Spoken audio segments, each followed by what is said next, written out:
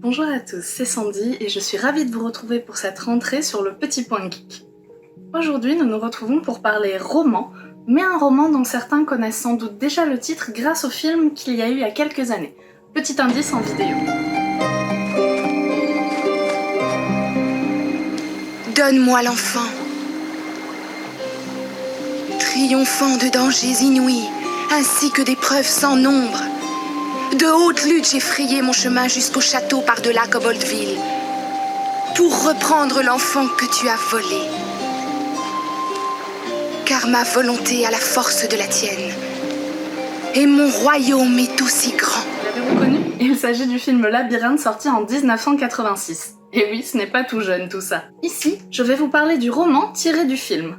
Alors je préfère préciser tout de suite pour ceux qui comme moi ont vu le film récemment ou non, le livre apporte vraiment beaucoup d'autres choses sur les personnages, surtout sur Jared et Sarah, mais le livre se suffit également à lui-même, il n'y a pas besoin d'avoir vu le film pour pouvoir en profiter. Ce livre, paru chez Innis Éditions, est issu de la collaboration de 3 personnes différentes. Nous avons Jim Henson, réalisateur et scénariste notamment connu pour Labyrinthe et Dark Crystal, H.C.H. Smith, auteur des novélisations de Dark Crystal et Labyrinthe entre autres choses, et Brian Froud, artiste et auteur, entre autres, du livre des Fées séchées de Lady Cottington, qui a fait les illustrations préparatoires des films de Jim Henson.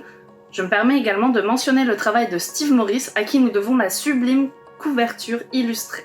La maison Innis voit le jour en 2013 et édite depuis des livres issus de la culture fantastique classique ou de la pop culture plus moderne. Que ce soit des livres hommages un petit peu globaux comme celui sur Hayao Miyazaki ou Tolkien, ou bien des livres d'œuvres cultes comme bien Labyrinthe ou encore Firefly.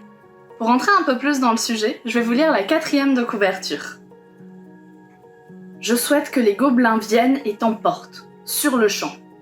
Avec ces quelques mots, la jeune Sarah scelle le destin de son petit frère Toby. Exaspérée par ses cris, elle vient de prier pour que les gobelins l'en débarrassent à jamais. Mais lorsque le roi des gobelins en personne apparaît devant elle pour s'emparer de son frère, Sarah se voit contrainte de conclure un terrible marché. Elle aura 13 heures pour traverser le labyrinthe, un lieu magique et terrifiant où tout est faux semblant, et où la moindre erreur de jugement pourrait lui être fatale. Aux côtés d'alliés improbables, Sarah devra affronter des créatures hautes en couleur et déjouer les pièges mortels afin d'accomplir un incroyable périple et peut-être sauver son frère. Le roman du film culte, le parcours initiatique d'une Alice moderne aux prises avec le roi des gobelins. Dans cette adaptation officielle du film culte de Jim Henson, plongée au cœur du labyrinthe comme jamais auparavant, grâce aux illustrations préparatoires inédites de Brian Froud et à la production du journal de Jim Henson, dévoilant les coulisses de son processus créatif durant l'élaboration du labyrinthe.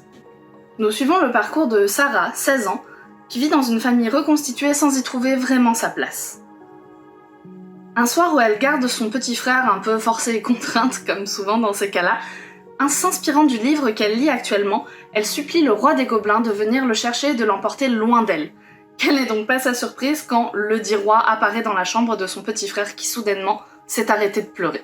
Regrettant immédiatement ses paroles, elle le supplie de lui rendre Toby.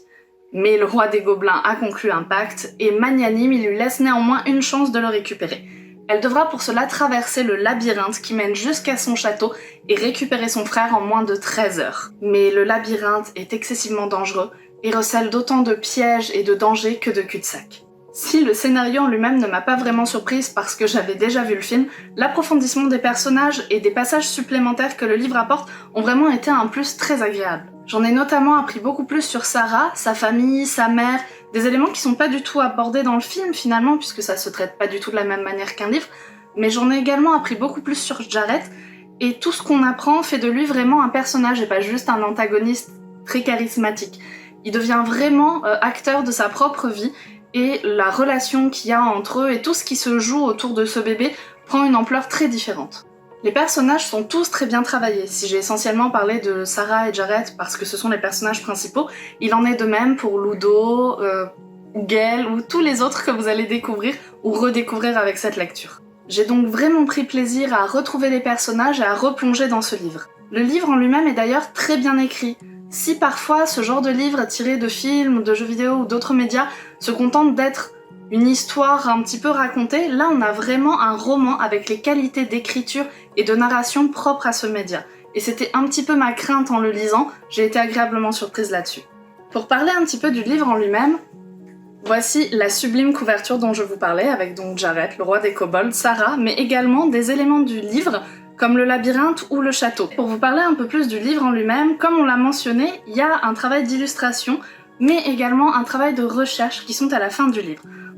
Le carnet d'auteur rassemble les notes brutes de Jim Henson quand il a travaillé sur le film. On découvre son chemin de pensée, quelques croquis, quelques gribouillages, des phrases jetées sur le papier, qui sont évidemment en anglais mais traduites par la maison d'édition, ce qui permet à des néophytes de la langue de Shakespeare comme moi de pouvoir profiter pleinement du contenu. En plus de ça, après ce carnet, vous allez avoir 16 pages de carnet de croquis qui vont des esquisses au dessin avec aquarelle, qui sont tout le travail de Froude sur la recherche graphique du film à l'époque. Vous allez y voir des kobolds, vous allez y voir des passages, c'est vraiment magnifique. Je vous conseille de lire ce livre en écoutant la bande originale du film. C'est vraiment super immersif, c'est ce que j'ai fait, et tous les moments ont leur propre musique, c'est pas donné à tous les romans. Pour ma part, après la lecture, j'ai couru revoir le film et j'ai apprécié avec une nouvelle dimension, avec tous les éléments que m'a apporté le livre. Je ne peux donc que vous recommander ce livre qui fut un véritable coup de cœur pour moi et un retour dans le labyrinthe qui a bercé pas mal de mes soirées. Je vous souhaite de ce fait une très bonne lecture et je vous dis à très bientôt sur le Petit Point Geek. Au revoir!